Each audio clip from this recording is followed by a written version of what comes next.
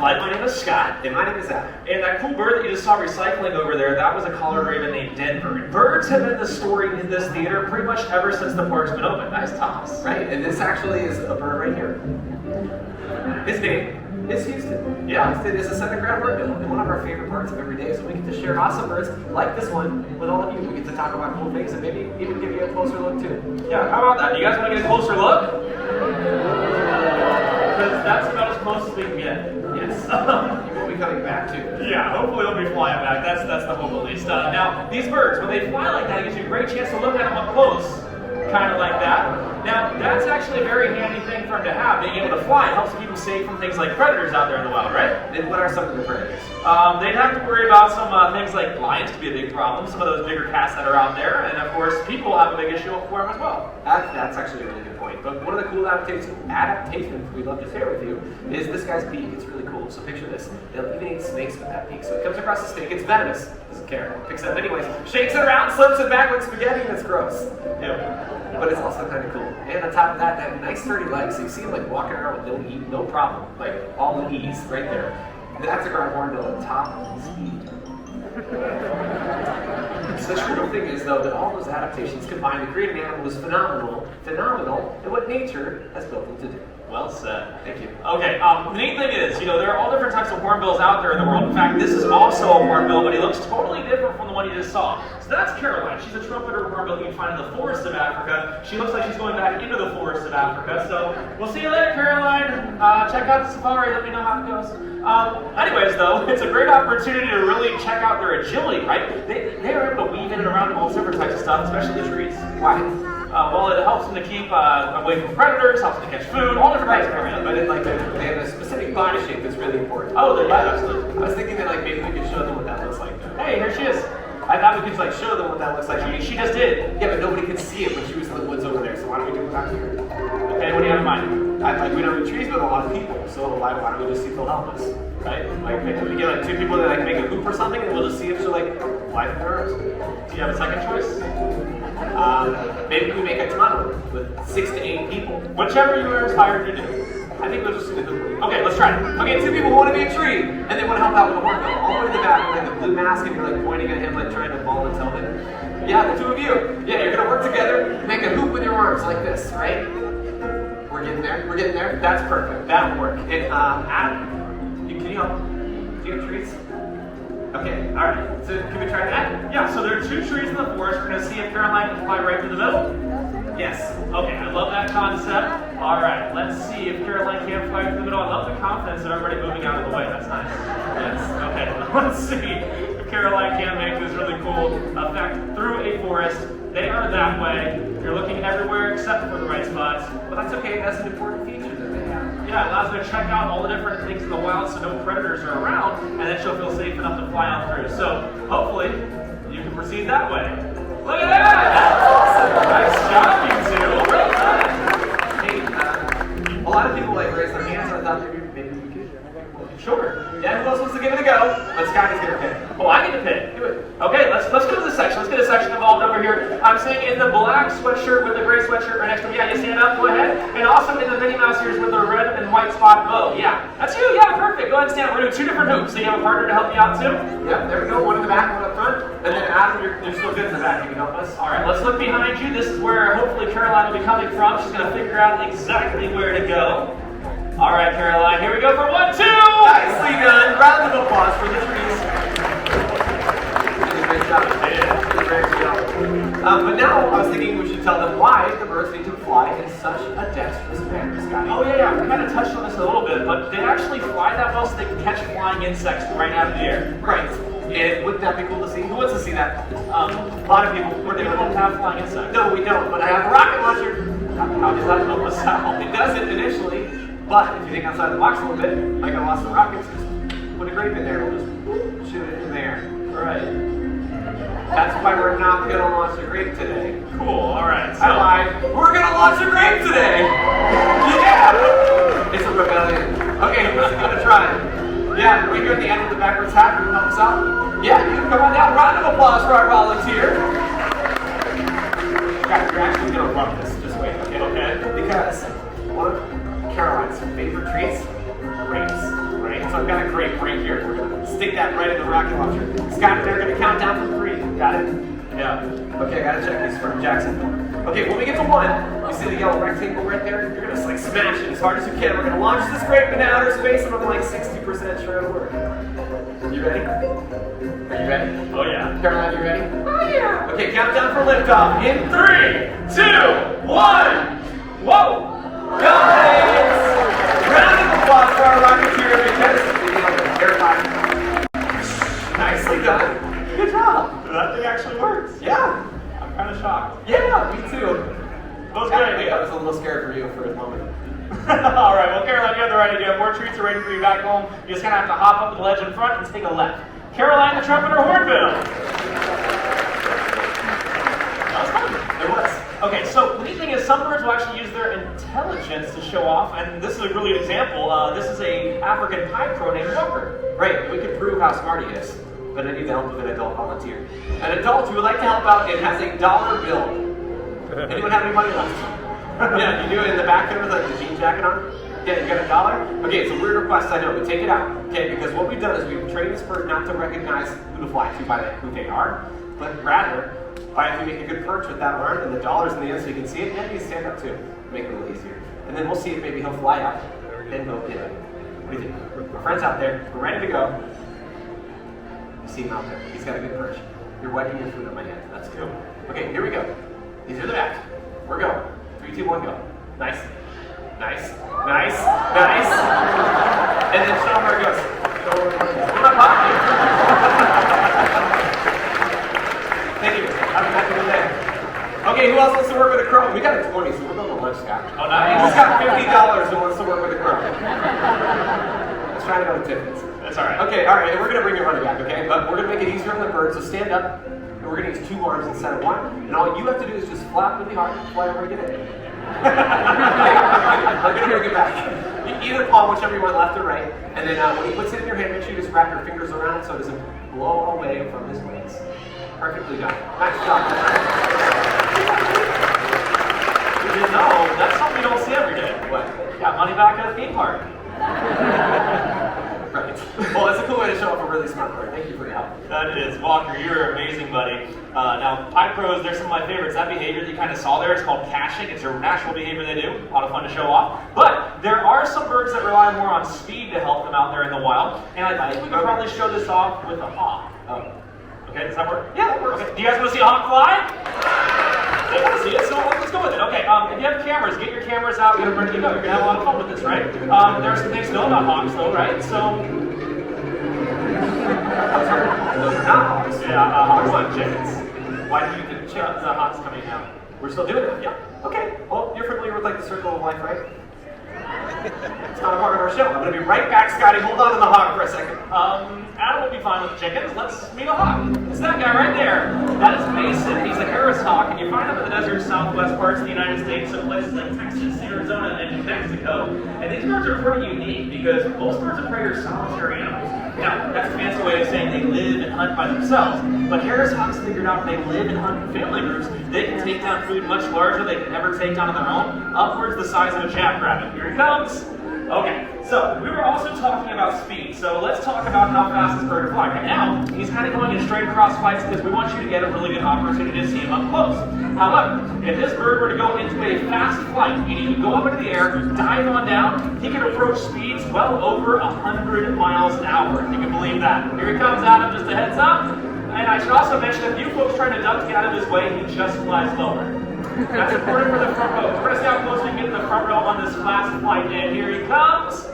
And whoa! Nice job, Mason. You were on fire today, buddy. That was great. Yeah, cute little tail wag to say goodbye. That was nice. More treats wait for you in the back, buddy. Right through the same window you came out of. There we go. Mason the Harris hawk. Okay. The chickens are safe. That's good. All right. All right. That was the whole walk. Technically, you almost caught the tail end. Thank you. You know what's funny? When I listen really carefully, I can hear the pity in his laughing. Did you at least tell them cool facts about hawks? Like, did you talk about like their eyesight? Did you talk about like how they hunt in groups? Oh, hunting, that's important. They eat really good important things. Like they eat rats, right? And so one hawk that size could eat close to 800 mice in a single year. That's cool. That's a lot, and it's actually a good thing because we had a very bad rodent problem here. I mean, like, before the hawks were here. Yeah, we weren't supposed to talk about the rodents around here, though. I've been doing it every day. Oh, you already heard about this. Okay, yeah. There was a problem with rodents, I understand. So what we did is yes, I know, there were more than one, though. There were hundreds of rodents. Yeah, we say rat problem, but it was an unmitigated disaster. The hawks came in and the rats went away, though. Right, yeah, so you don't even worry about it. The rat problem is behind us. Right, behind us. And, it's not a good joke. How do you feel about that? Not well. Not well. Okay, so I was in the back though, and I was quickly chatting with TJ. They said, "Hey TJ, could you like one of like Kendi, right? Okay. For what? The Raven." Yeah, I already know who Kendi is, but Yeah, I thought we could do a training session. do you guys want to see a training session, I guess? Okay. Hey, people were always asking how we train the birds, so I thought we could show them. Okay. I've been teaching her something kind of cool. You can talk about training and give a little peek behind the curtain. All right, I love that. Yeah, I haven't actually seen what Adam's been working on, so we'll just kind of watch and I'll kind of talk you through it. So notice that when Kendi came over to Adam, she's getting some treats, right? That's pretty important. Whoa, pretty cool. Nice little hops there. So notice every time he gets a treat, it's right before he does a behavior, right after he does a behavior, and that reinforces the behavior that happened before. It's a long, easy way of saying, basically, give him treats if you want a behavior to repeat, right? And we just gave him a treat for untying my shoe. No. I gave her 3. Okay. Well, the thing is, as I just told these folks, if you give them a treat for anything, they're going to start thinking, well, last time that one thing got me a treat, I'm going to do it again. See if it gets me another treat. And that's how the behavior starts to repeat. Adam, what's going on? What are you doing? Teaching her bird how to tie shoes. Why? I don't know. It's kind of fun. Yeah, but what happens if she goes out there and ties their shoes? I mean, like, most of them don't even have the shoes tied. It's like slip-ons or something. Oh yeah, but I mean, that could be a problem. You can see the problem with that, right? Yeah, you're right. We should practice with your shoes. Well, no, I don't think that's necessarily the right idea. We're not doing this. Kenny, stay away from the shoes. I'm going to cover what you can't get in the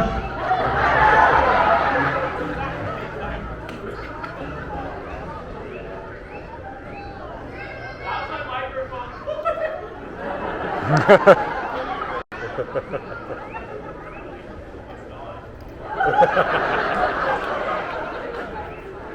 Ta-da!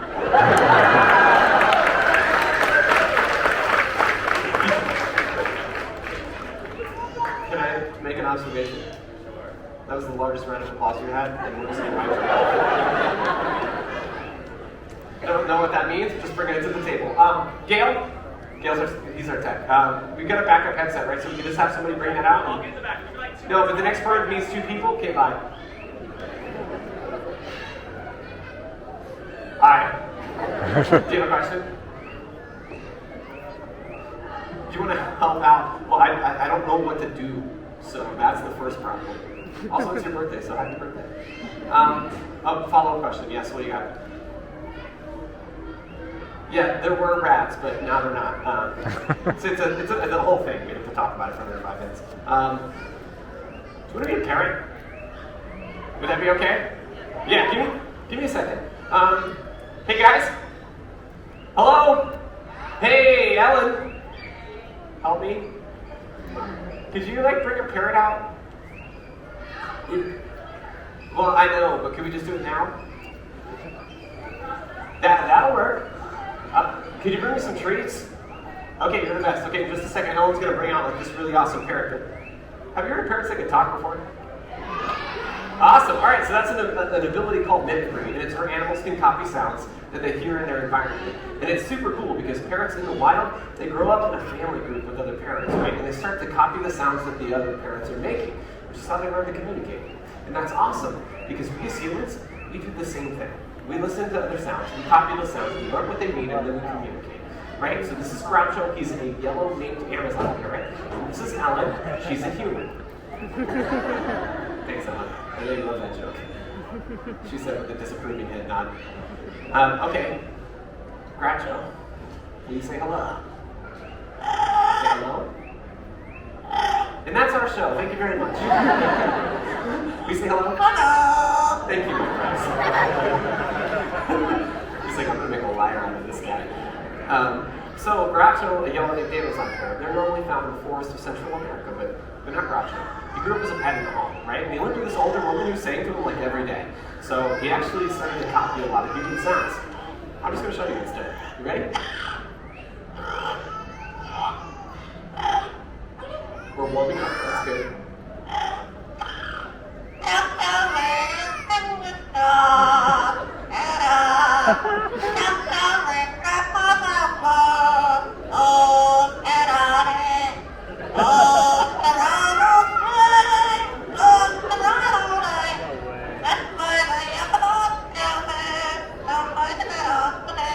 Excellent job, buddy.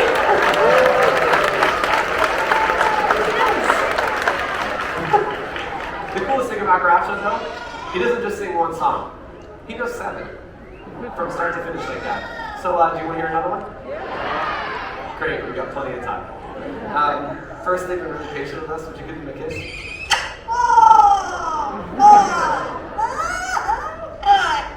Good stuff, you're right.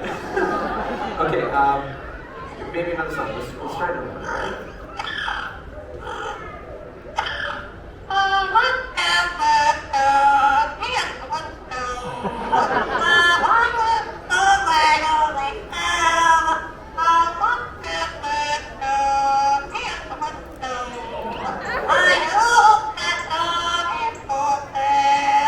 Excellent job, buddy! He does a couple other things, but he doesn't like normally do them out here. Do you want to see if we can do something? Okay, like some of these are kind of weird, but we'll see if we'll do it. The first one is if I go like, he does that. Don't know what it is, but he does it. It's kind of cute. So the other one he does is straighten up. What about? Okay, straighten up. Look, Mom. Look, Mom. Oh, we did that one, buddy. Here we go.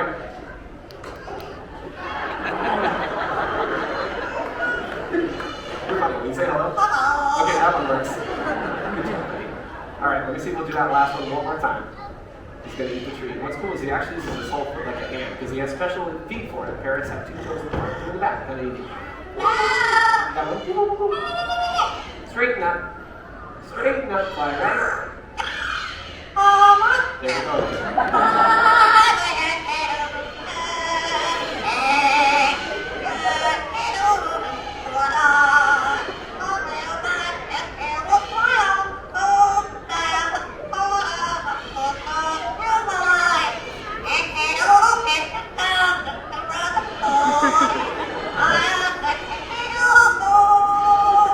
And that is Groucho.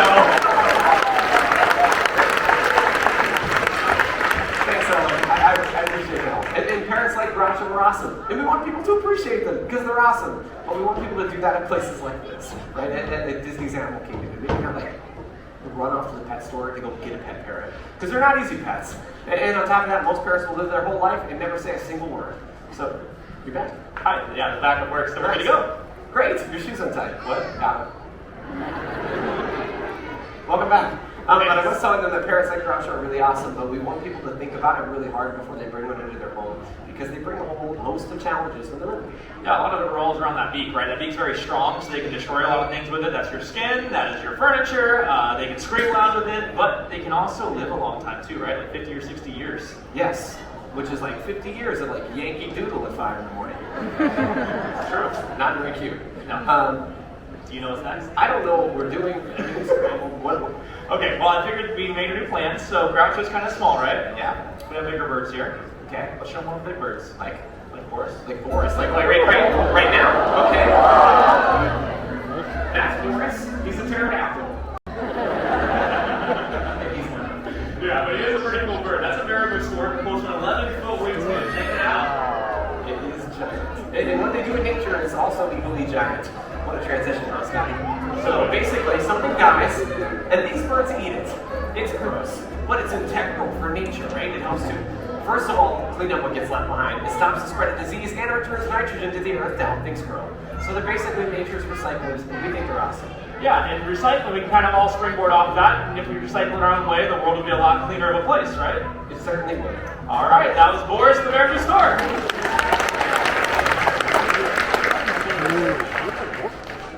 What do you think? Well, that certainly didn't bore us. That's Right, okay. Well, anyways, let's talk about how birds can be beneficial. That's a good way to do it with that guy up there. That's a crown crane. His name is Fraser. That makes him Fraser Crane. How was it? You nailed it. Thanks. He's never flown down to me. This is all you.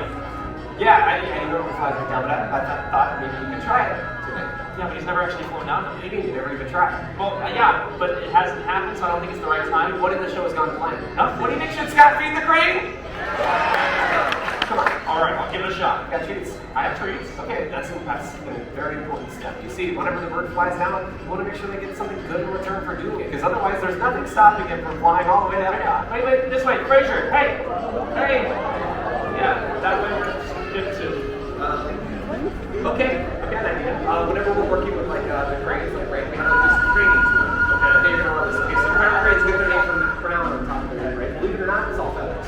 So that thing's right there. Yeah, it's really gonna help you because it'll help you create a connection with him. And he's gonna fly right down, especially when he sees that you have a crown of golden feathers. What is this? Crown of golden feathers. Oh no, I see it's a hat, but they don't want to see me wear a hat. Sure.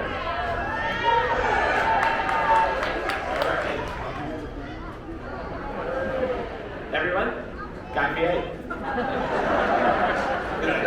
Dress for success. You got your treats, right? Like one more try. If it doesn't work, I'll jump in and I'll do it.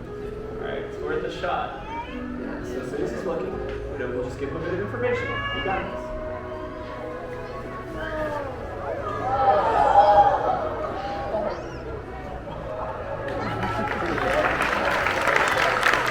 That actually works. Did it with the hat? What? It was the hat. Oh no, the hat was for us. Right. So the treats. Yeah, and you practice a little bit in the back, and I think it's paid off, Scotty. That was Fraser Crane. Fraser Crane and Justin Timberlake from 2003. Nice look. It's good. Good. It's a little silly though, but it is a great example of the length that we go to make meaningful connection with all the birds, right? But the reason we're up here and the reason we do this is because we want to help people foster a deeper connection with nature, so they're inspired to care for animals who need our help. That's true. And we can do a lot of different things around this planet, but my favorite story would be the one of the national bird of the United States of America, the bald eagle. Everyone, we like to meet Hope. Now, Hope was actually injured out in the wild, and because of her wing injury, she was not able to be released back there. But she does live out her life here as an ambassador for her species, which is so important because it lets you see her up close and learn about their incredible story. Because not long ago, bald eagles just like her were placed on the endangered species list. Their numbers were dropping so low so quickly, those future generations would never see these birds in the wild ever again. And then something pretty incredible started to happen. People took notice, so they took action. They cleaned up waterways where bald eagles were fishing, and they stopped using a chemical pesticide called DDT, which is one of the major reasons for their decline. Right. And the best part about that story is that people like all of us made a huge difference for these birds by cleaning up the environment they were living in. We brought them back from the brink of extinction. Exactly right. Everyone's efforts paid off. The numbers started to climb, and they rose so high, they were taken off the endangered species list. It's a pretty awesome conservation success story that goes to show we can all play a role helping out animals across the planet. That's true. It's a phenomenal conservation success story, and there's excellent work being done. But many animals out there still really need our help, and this bird is a prime example. In blue-throated macaw, named Selma. This is actually a really cool tree. Blue-throated macaws are some of the rarest species of macaws you can find in the wild. They're only found in Bolivia. Unfortunately, though, there are less than 300 of them left out there, Which is a really low number, but it's not entirely bad news. We teamed up with an amazing organization called the World Heritage Trust. They hope to reestablish the numbers of these beautiful birds in nature through a breeding program where they release more to join up with their wild counterparts in hopes that one day we'll get to see skies filled with blue-throated macaws. How cool would that be, right? Now, and there are so many birds out there with their own incredible stories, like this harpy eagle with Haiti, one of the largest and strongest predatory birds in the world. And this handsome guy back here is a toucan named Bruno, but we don't talk about him. Whether it's the blue-throated macaw, bald eagle, or any other animal out there, go outside and explore. There are all sorts of amazing creatures, and you'll get to start your own adventures. That's really well set up. I'll behalf of all of us here, including our feathered friends, we want to leave you with one final wish. May your hearts take flight and your spirits soar forever.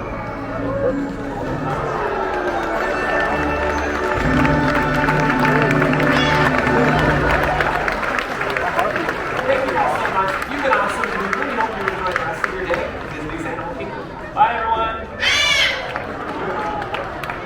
Explorers and friends, thank you for joining us for Feathered Friends in Flight. Have a wonderful rest of the day exploring Disney's Animal Kingdom.